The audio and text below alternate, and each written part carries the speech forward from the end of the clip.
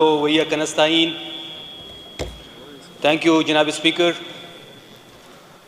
जनाब स्पीकर, 24 नवंबर से लेके 27 नवंबर तक जो तहरीक इंसाफ का एक पुरअमन फाइनल कॉल थी और 27 नवंबर की शाम को जो तहरीक इंसाफ के वर्कर्स के साथ, जवानों के साथ हुआ, उसको पूरी दुनिया ने मीडिया के थ्रू देखा।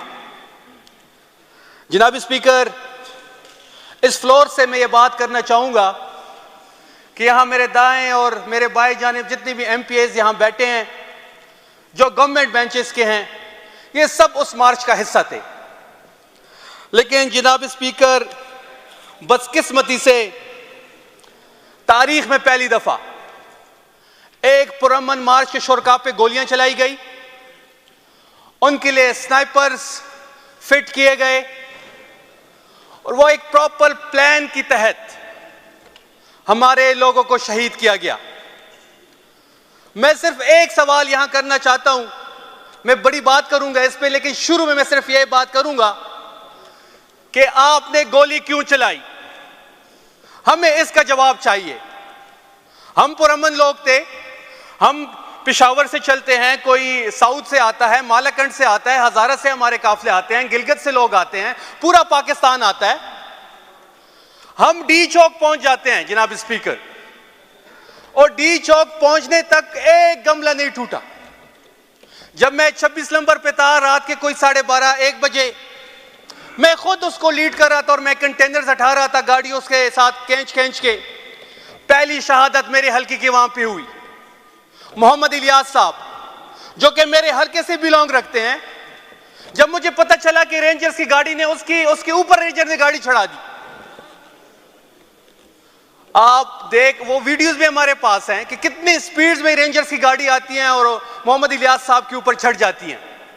उससे बढ़ के बाद जब मुझे पता चला कि इलियास साहब शहीद हो गए हैं, मैंने अपने लोगों को भेजा हॉस्पिटल। हमें 13 घंटे बाद लाश दी गई। शहीद की लाश हमें 13 घंटे बाद दी गई। उसके भाई सफीर को मैंने बुलाया। सफीर को कभी एक पुलिस वाला एक साइड पे लेके जा रहा है, कभी इदारों वाले दूसरी साइड पे लेके जा रहे हैं। आखिर में एक स्टैम्प पेपर लेके आते हैं और उस स्टैम्प पेपर पे ये लिखा होता है कि आप ये साइन कर दे कि आपका तहरीक इंसाफ से कोई ताल्लुक नहीं था।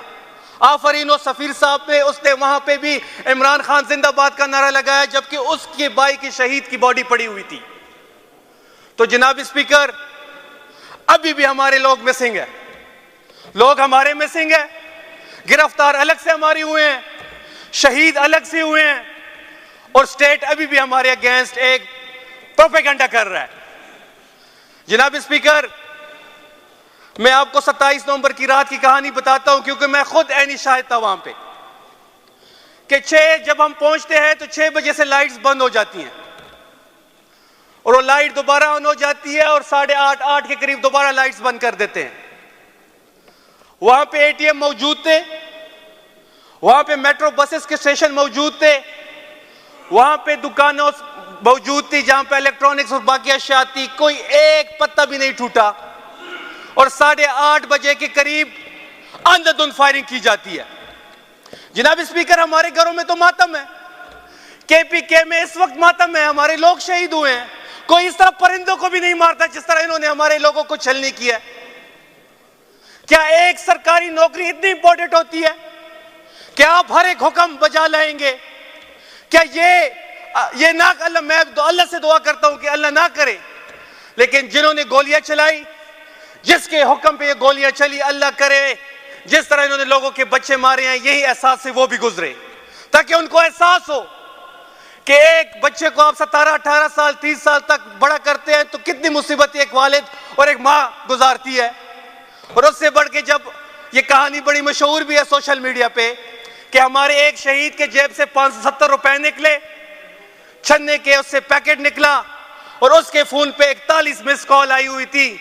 जो नंबर सेफ था वो प्यारी अम्मी के नाम से सेफ था। 41 मिस कॉल्स, क्या गुजरी होगी उस माँ पे? क्या हम कोई इसराइल से आए थे? क्या हम इंडिया से आए थे कि हम ये फतह करने जा रहे थे? अगर इस मुल्क में पुरअमन एहतजाज करने का हक हमसे छीना जाता है तो लोग बंदूक उठाएंगे। कुरम की मिसाल आपके सामने है, बलोचिस्तान की मिसाल आपके सामने है। वहां पे लोगों से पुरअमन एहतजाज का हक ये छीनते हैं तो लोग बंदूक उठाने पे मजबूर हो जाते हैं। जनाब स्पीकर, हमें रात के अंधेरे में मारा गया है, हराया नहीं गया, हमें मारा गया है और इंशाल्लाह हम वापस आएंगे और भरपूर जोर से, भरपूर ताकत से और भरपूर कुव्वत से आएंगे। जनाब स्पीकर, इससे बढ़ के पुरअमन एहतजाज क्या होगा कि सामने से गोलियां चल रही है और हम निहत्ते हैं। वैसे जब मैं एहतजाज के लिए जाता हूं या जो कोई भी, ये हमारी 8वां एहतजाज था, तो हमारे साथ, सबके साथ जो गवर्नमेंट की तरफ से गनर दिए गए हम साथ लेके चलते हैं। उस सुबह मुझे अपना गनर कहता है कि जी मुझे कॉल आई हुई है और मैं आपके साथ सफर नहीं कर सकता। तो मैंने उनको कहा जी बिल्कुल आप सफर ना करें। तो हम उस दिन बिल्कुल निहत्ते थे, ना हमारे पास कोई गनर था, ना हमारे पास लोगों के पास कोई असला था। हम सिर्फ और सिर्फ कायद इमरान खान की रिहाई के लिए एक पुरअमन एहतजाज कर रहे थे। और इस पुरअमन एहतजाज जब हम डी चौक पहुंचे 27 नवंबर से, सिर्फ मैंने एक सबक सीखा है कि आप कभी भी बंद आंखों से किसी पे एतबार ना करें, क्योंकि ये दिन को आपको सीने से लगाते हैं, रात को आपको गोलियों से छलनी करते हैं। रात के अंधेरे में उन्होंने हमारे लोगों को मारा, हमें शहीद किया। हजारों लोग हमारे अभी भी मिसिंग, और हमें डर है कि जो हमारे लोग मिसिंग है, हम सबके पास उसकी लिस्टें हैं कि जो लोग हमारे पास मिसिंग है, अगर अल्लाह ना करे उसमें से इन्होंने बाद में किसी को शहीद किया तो ये वो आग है जो बड़ा कुटी की, जो किसी के कंट्रोल में नहीं होगी।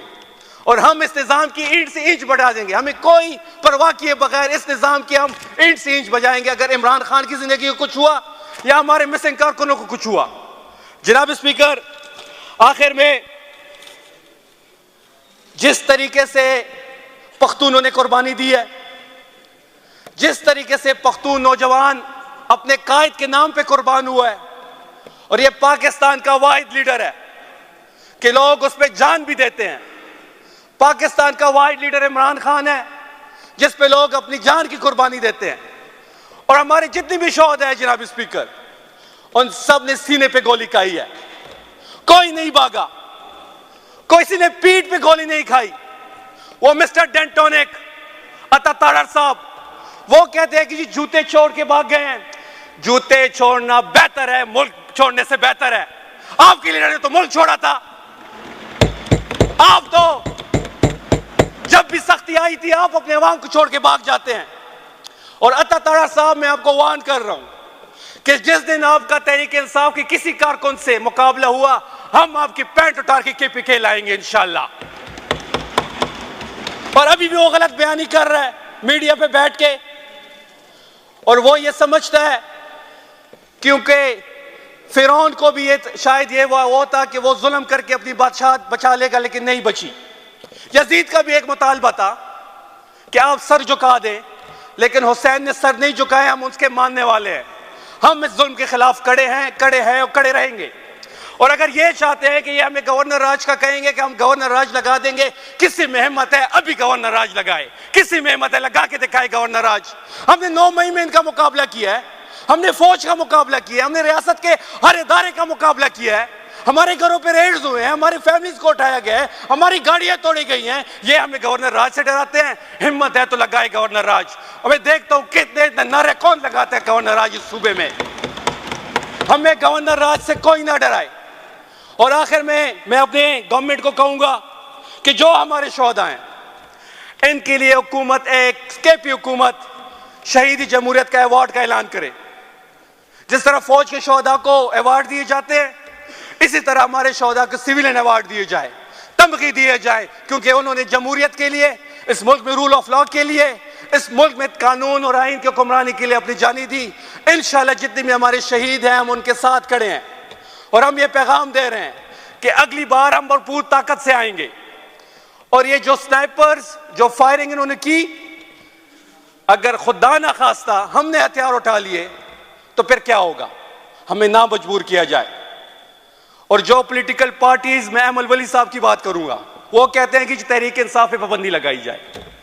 अब बलोचिस्तान से एक सेनेटर कहता है कि पख्तूनख्वा में PTI की हुकूमत है, उस पर पाबंदी लगाई जाए। पहले तो उसको शर्म आनी चाहिए कि आप बलूचिस्तान से सेनेटर मुंतखब हुए हैं, आपको क्या हक है पख्तून की बात करने पे। वो ये कह रहे हैं कि PTI पर पाबंदी लगाई जाए। अब उनको PTI पर पाबंदी का मकसद नहीं है, वो बेचारे PTI से जीत नहीं सकते। 3 दफा उसके घर में उनको हराया है हमने। ये इफ्तिखार बैठे हुए मेरे राइट पे, ये इफ्तिखार बैठा है, इसने आजाद हैसियत में उसको हराया है। हमारे ऊपर, हमारी पार्टी पे तो पाबंदी थी 9 मई को, किसी के गोभी निशान था, किसी का बैंगन था, किसी की चारपाई थी। इसके बावजूद उस शख्स को हमने हराया और मैं उसको चैलेंज कर रहा हूं। पिछली बार भी चैलेंज किया, अब भी चैलेंज कर रहा हूं कि आप आए मैदान में, हल्का आप मुंतखब करें, KPK का कौन सा भी हल्का हो आप मुंतखब, बल्कि पूरे पाकिस्तान में कोई भी हल्का आप मुंतखब करें, हम आपके मुकाबले में आम तहरीक इंसाफ का वर्कर खड़ा करेंगे और इंशाल्लाह शिकस्त आपका मुकद्दर बनेगी। आखिर में जनाब स्पीकर,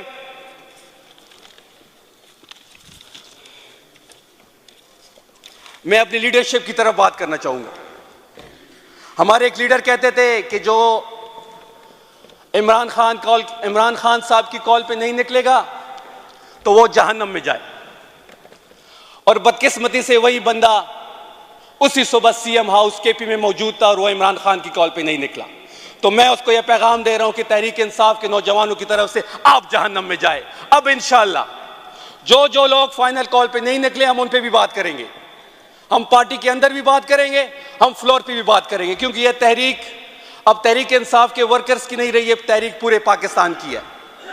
और जो लोग तहरीक इंसाफ के अंदर रह के इस तहरीक का हिस्सा नहीं बने, हम उनके नाम लेंगे, हम उनके नाम अपने पार्टीज की मीटिंग्स में भी लेंगे, फ्लोर पे भी लेंगे, क्योंकि तहरीक इंसाफ ने अपने शोहदा दिए हैं, 100 से ज्यादा शोहदा हमने दिए हैं। अगर कोई इस कॉल पे भी नहीं निकला तो उससे हम और क्या उम्मीद रखें। इंशाल्लाह हमारे जो 100 शोहदा हुए हैं, इनके लिए हम अवार्ड्स का ऐलान भी करेंगे और हम अपने शहीदों के साथ खड़े हैं। इंशाल्लाह इनका खून रायगा नहीं जाएगा। पाकिस्तान में तहरीक इंसाफ की हुकूमत आने वाली है, और जो सरकारी अफसरान किसी के हुक्म पे गोली चलाई है या कोई और ऑर्डर उन्होंने ओबे किया, इंशाल्लाह इनकी पकड़ भी आएगी और तहरीक इंसाफ की जब गवर्नमेंट आएगी, इनको हम इबरतनाक शिकस्त बनाए, इबरतनाक नताइज का इनको भुगतना पड़ेगा। बहुत शुक्रिया।